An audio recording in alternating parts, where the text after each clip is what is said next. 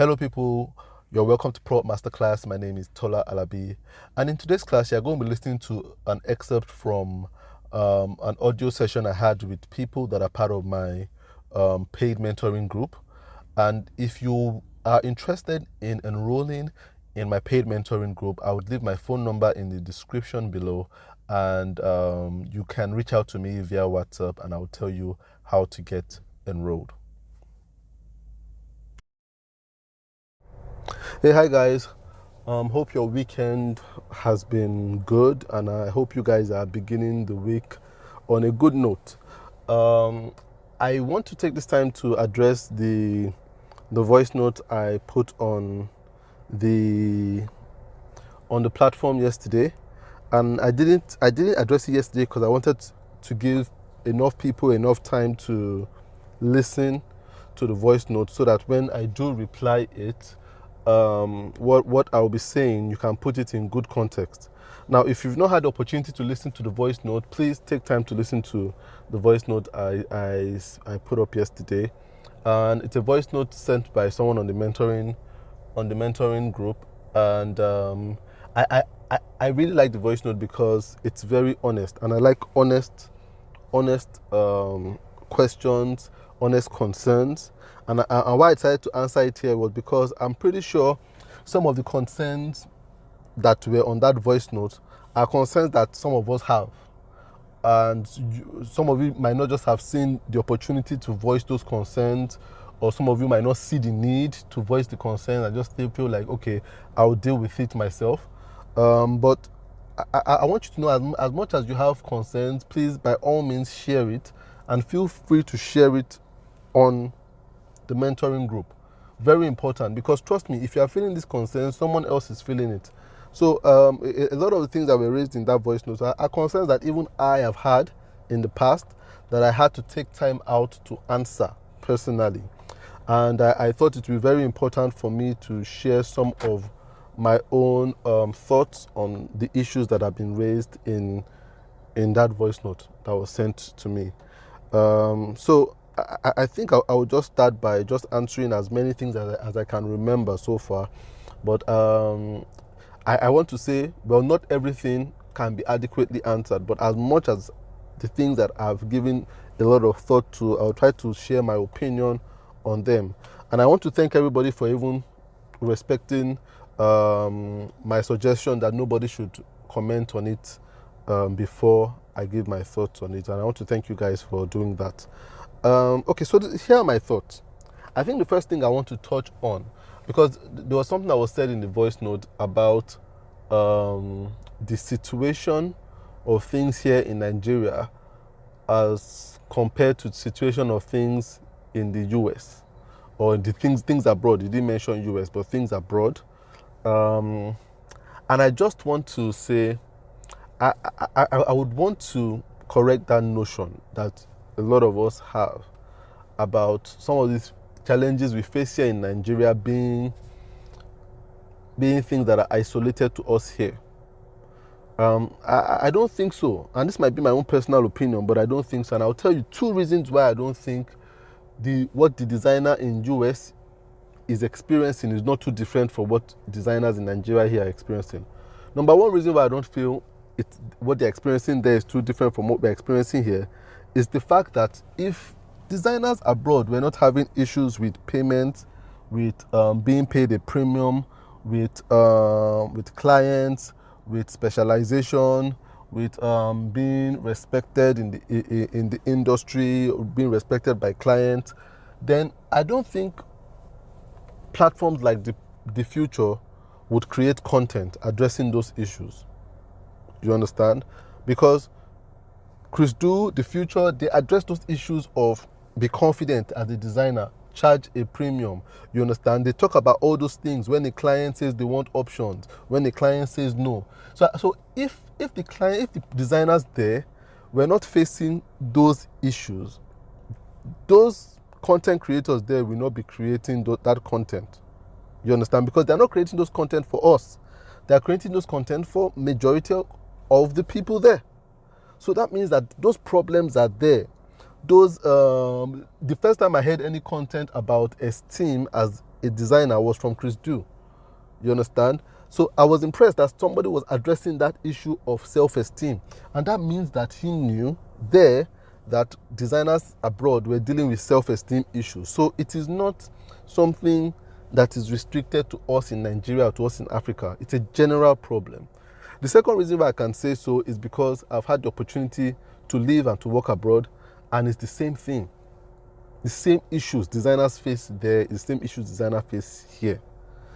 And I would say it's a big challenge, if not even almost a bigger challenge there to some extent, to set up a design business. It's very hard. It's very hard to set up a design business and get clients abroad. It's very hard. And I'll tell you why it's hard from my experience in living abroad and working there. The average person, at least when I was in Canada, and I think the lifestyle in Canada is very similar to the lifestyle in the US. I can't talk about the UK, but I don't think it can be too different. So I would say the average person abroad, they have this DIY mentality. People in Canada, they don't hire painters, they paint their house themselves. They don't hire mechanics, they fix their cars themselves. They don't hire carpenters, they do those things themselves. A lot of them don't hire graphic designers, they design themselves. That's the truth. If you are looking for somebody like a regular person, not a company, to want to do a flyer, what they normally do is that they will go to some Home Depot and they will get colored paper. Those colored paper come in bright fluorescent colors, yellow, orange, fluorescent green, red, and they will do some design on it in Word and print it out that they are having a party. You understand? That is what they do. They don't hire somebody to design some fancy flyer or invitation card for them. It's DIY. DIY. Even while I was in school, if the school was having an event, they wouldn't. This was how DIY they were. They wouldn't even go to the graphic design department to design something for them.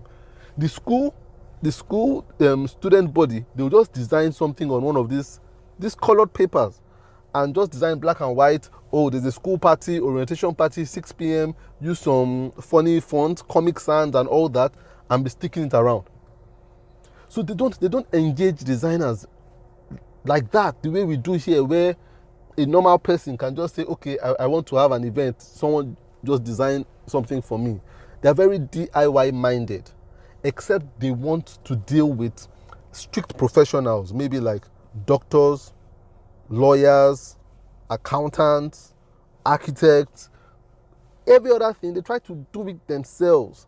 I even had somebody who sewed her own wedding gown herself. She's not a designer, but she just went to go and learn how to sew her wedding gown herself. Because the truth is that people abroad are very, unlike us here, they like to account for their money. You understand? So they wouldn't go out and splash money on an expensive wedding gown. A woman can go and meet her mother for her mother's wedding gown and just alter it a bit and wear it. You understand? So they're very DIY. They wouldn't go out and spend money unnecessarily. So they will make business cards themselves. They will make calendars themselves. They will make flyers themselves. They will make brochures themselves. The people that really engage graphic designers are the companies. The companies, the organizations. And to get into those is not as easy as you think. So most of the time, the average graphic designer there is earning $50 per gig if he's working on his own as a business. So $50 per gig, they're still struggling with those $50 logos, $100 logos, $200 logos. Very few of them are making the $1,000 logos. Very few of them are making the $2,000 logos. And even when they are making it, it's not coming as much as possible, as often as possible. You understand? They come very few and far between.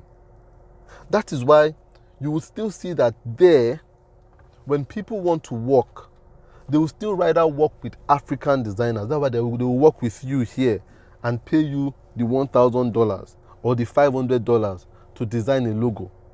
You understand? Because there, they realize that they can't work with the companies there, because the companies will charge them hundreds of thousands of dollars or tens of thousands of dollars. So they rather work with a company here that will charge them $1,000, and they will still get brand guide and all those things. So for them, it's a deal. You understand? So it's not a very easy terrain there to be a designer. So let's not have that mentality that it's easier for them there. They're still dealing with the same issues that we are dealing with here. In fact, we are luckier here because we don't have that DIY mentality.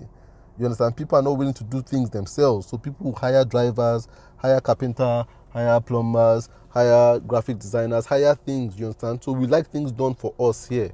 And that's why businesses can be lucky here, because people don't want to learn skills themselves. They'd rather have someone do it for them.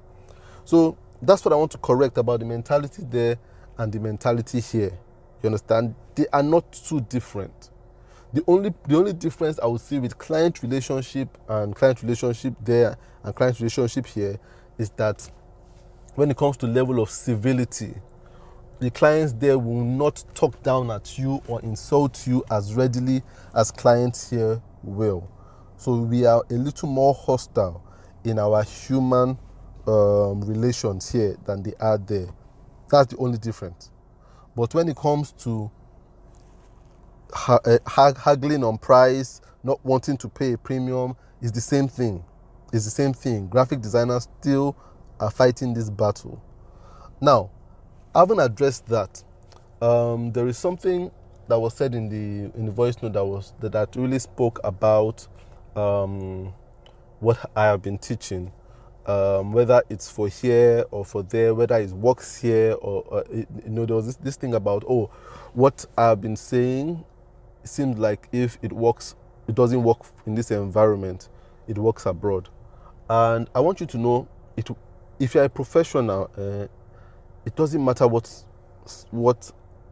environment you find yourself. A professional is a professional. And I want to guarantee you that as much as what I tell you, either in terms of voice notes or when we are having a webinar, is what I can tell you works. If it didn't work in Nigeria, I wouldn't tell you it doesn't work it works in Nigeria. If it didn't work here, I wouldn't tell you it works here. Everything I tell you to do is guaranteed to work for you as a business on certain conditions, with certain conditions in place. And that's what I'm going to emphasize here. I wouldn't tell you to do anything that wouldn't work. Everything I advise you to do, whether in terms of collaboration, in terms of billing, in terms of positioning, I will not tell you something that doesn't work. I can guarantee you it works. But you need to fulfill certain conditions for it to work. You need to be ready for certain things if these things that I advise you to do would work. Now, why I say it works is because there are things I've tried before and I've seen them work for me. You understand? And I want you to believe that it can work for you. I with all my heart believe that whatever I share with you on this group would work for you.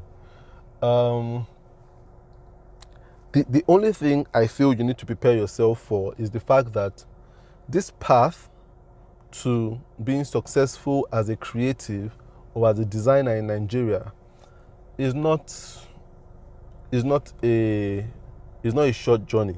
It's a long journey. You understand? It's a long journey.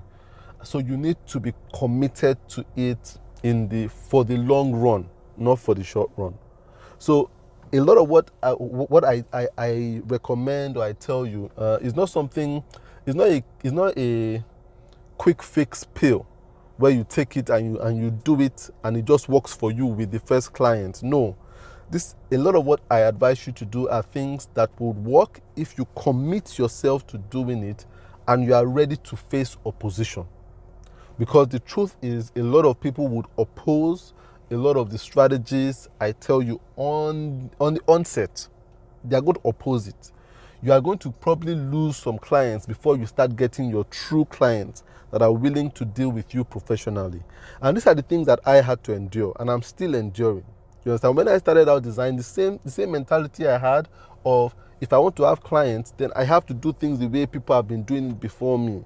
You understand? So all that charging low, all that giving clients 50 options, 10 options, 20 options, I thought I had to do those things.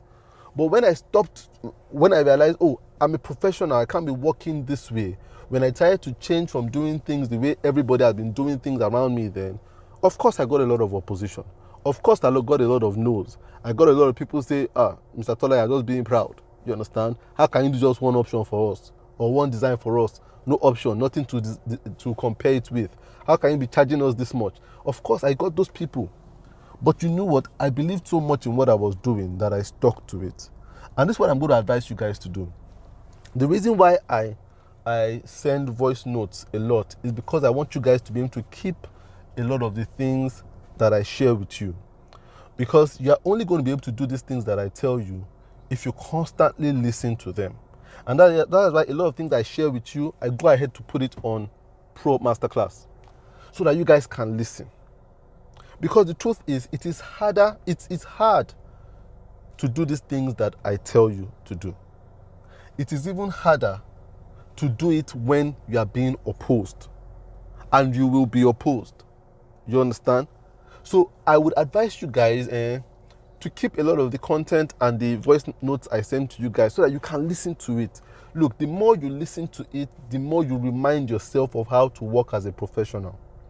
That is why I do Proup Masterclass. You understand? Because I want people to listen to my content over and over and over and go back to it and listen to it. Listen to it. Anything I say about pricing, don't listen to it once and think you know. Because when you listen to it once, you might think you know for the first 1 week, for the first 2 weeks. In 1 month's time, it's going to wane in you and you will forget what I've told you, and then you begin to give in. You need to listen to it as much as possible. Listen to it. Listen to it and let it be enforced in your mind so it becomes a part of you. Look, there are 2 categories of people that do design. There are people that do design as an occupation and people that do design as a profession. People that do design as an occupation and people that do design as a profession. Now, the difference is an occupation is what you do. You do it, you do it as a means of occupying yourself. And some people get into occupation as a means of spending their time before something better comes along. So they're occupying themselves. You understand? So I could do farming as an occupation. You understand? Where I just have a garden in my house and I farm, I plant tomatoes, I plant beans, I plant whatever it is, just in my garden. But that's because I'm doing it because I'm waiting for a better job for me to come to me as an architect. So if nobody's hiring me as an architect, you know what? I'll occupy myself with farming. But once I get a job as an architect, I'll leave farming. So farming is an occupation, just to occupy my time. But there are people that do farming as a profession. The difference between occupation and profession is people that do occupation do. People that do stuff as a profession, they are. So someone that does farming as an occupation does the activity of farming to occupy him. Someone that does farming as a profession is a farmer. You understand? So when he's at home sleeping, he's a farmer. When he's eating, he's a farmer. When he's conversing with people, he's a farmer. When he's thinking, he's a farmer. He's always in farmer mode. You understand? He's not expecting anything to come along that is better than farming. Because for him, farming is it. That is his profession. That is who he is. You understand? But the person that does it as an occupation, he only does it when he's on the farm. You understand? And when it's convenient to do. So, and I realized that there are a lot of people that do graphic design as an occupation and very few that do it as a profession. So that's why we have these issues. You see, our biggest opposition, the biggest things we are fighting in this graphic design industry is not the client. Those are not the client. The biggest fight is against people that are doing graphic design as an occupation. That's our biggest challenge. We that are doing it as professionals, our biggest challenge is that guy that is doing it as an occupation. That is the guy that will take 5K when you are turning down 50K. That is the guy that will give 500 options when you are trying to convince the client that you need only one. You understand? That occupation guy, that guy doesn't care about what is done in the industry. He only wants to make money out of it. You understand? So he's just looking for, let the client pay. That 5K I can use to buy credit. That 5K, I can use it to buy this. I can use it to buy that. You understand? So he's just thinking about using it as a means of survival to occupy himself. You understand? Occupy himself so that he can survive. The professional is thinking about how to establish it, how to establish himself in the industry and grow the industry and mentor people, and so that people can have better mentality towards the industry. But the occupation guy doesn't think of it that way. He's just thinking, no, let me do this thing. In the end, if a politician hires me to be his PA, I will take it. But for now, nothing there. So let me just install graphic Corel Draw and be doing that one. At least that one will be bringing 5K every day. So he's thinking at like 5K every day, like a laborer.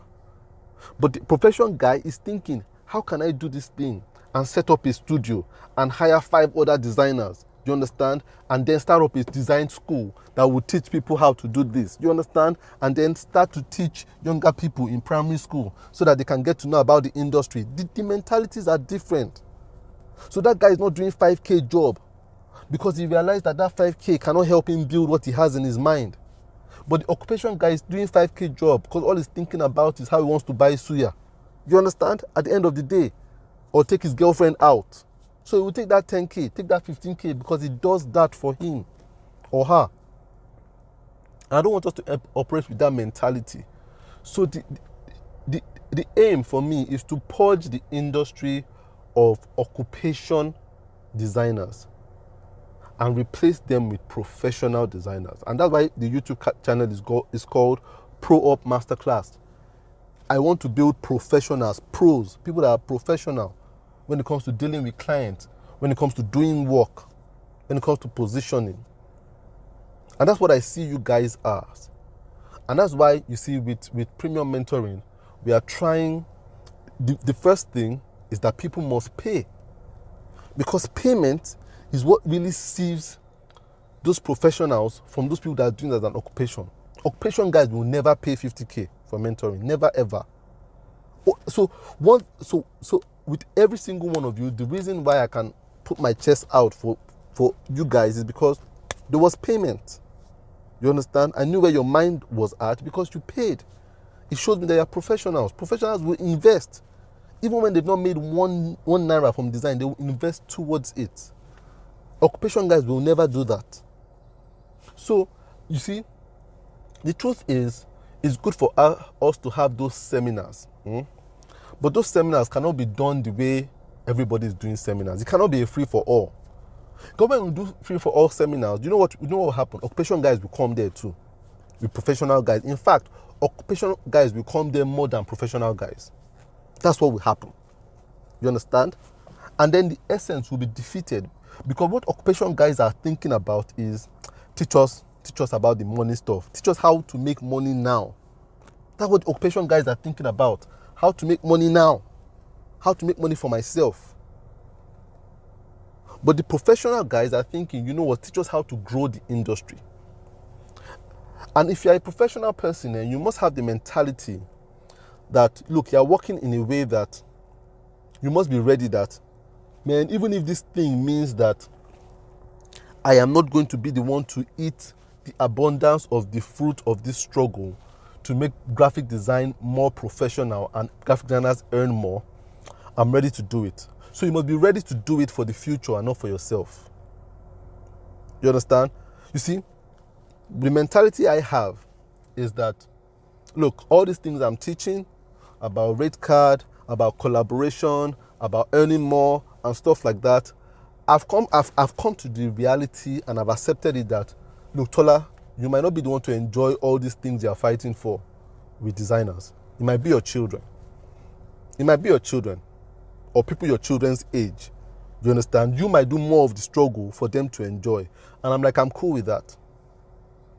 You have to be cool with that. You understand? Because the truth is that it's a long journey. It's a long journey. What we are doing is that we're clearing the way. We're clearing the way. We are clearing the bush so that we can build the road. You understand? But some other people are the ones that will bring their cars to ride on that road. It might not be you. I hope it's you, but it might not be you. But I've come to that realization that, Tola, it might not be you that will ride this cow. You understand? Your job might just be to clear the bush. So when I do Proup Masterclass, I'm thinking of people my children's age right now, when they grow up and they are watching that content. I'm like, whoa, there was a guy that did content like 50 years ago. Thank God I can connect with it. Do you understand? Because I know that it might not work for me and my generation, because there are still a lot of chaff with the wheat right now that needs to be sieved out. And it will take years for those people to be sieved out. That's why when they talk about association, I don't know if you are ready for an association yet. Because the truth is that if you have an association, and the association is headed by majority of people that are occupation people, all they will just be thinking is, like the voice note has said, how to make money from the association. You understand? So we will have something in future that is like a seminar or something like that to gather people. But then I'm more focused on you guys right now, part of premium mentoring, because it's important that you guys have the right mind. You see, that's the thing about light. You don't need to light up a very dark room. You don't need like 500 candles. No. At best, you might need like 2, 3, 4 candles to light up a very dark room. So I'm very optimistic about you guys on premium mentoring platform right now. No, we're almost we're over 40 right now.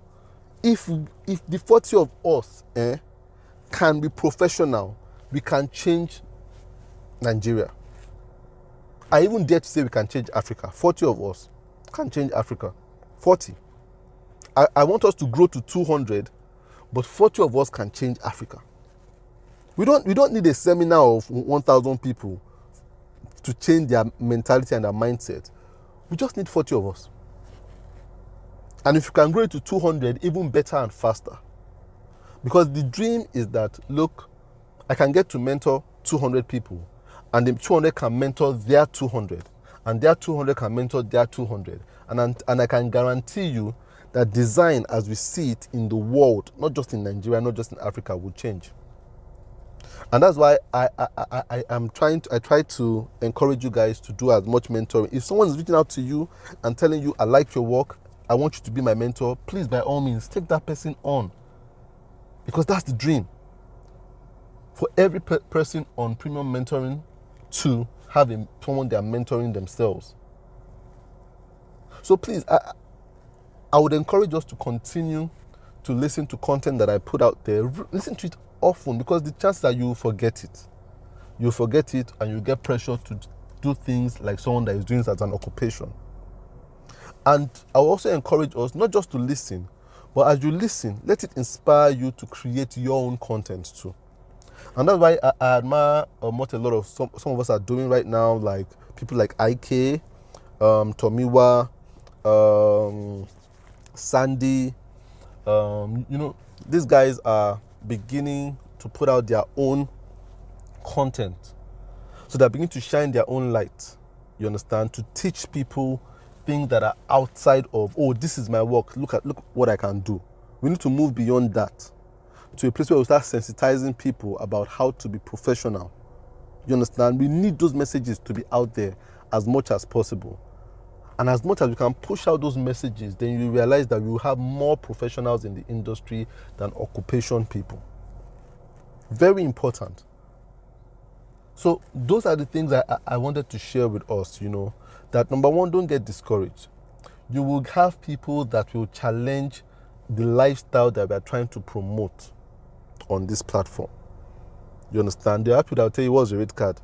Why are you charging 100 and something just for design? Don't get discouraged. Remember, you are clearing the road. You will meet resistance, but we need to clear it. We don't need 1,000 designers to clear it. The way we are sufficient. I want us to reach 200, but we are sufficient to make a change. It's very possible. So I feel those are the areas I want to pick out and address in the voice note. The fact that, number one, things are not so different in the US or in Canada or in the UK. Those guys are dealing with the same struggles too. You understand? They're still dealing with those $50 logos, $200 logos. Don't believe everybody's getting $10,000 logos. There are very few. Only the companies, maybe the blinds and all those pentagram, but those guys are few and few and far between. For every pentagram that is getting $100,000 project, there are 100,000 designers getting $50 projects. I'm telling you, around the world. So don't get fooled that it's just Nigeria. It's not just Nigeria that we're dealing with pricing. It's happening everywhere. So please, by all means, we shouldn't get discouraged. We should believe that we are in it for the long run, and at the end of the day, it's going to make a lot of sense what we are doing.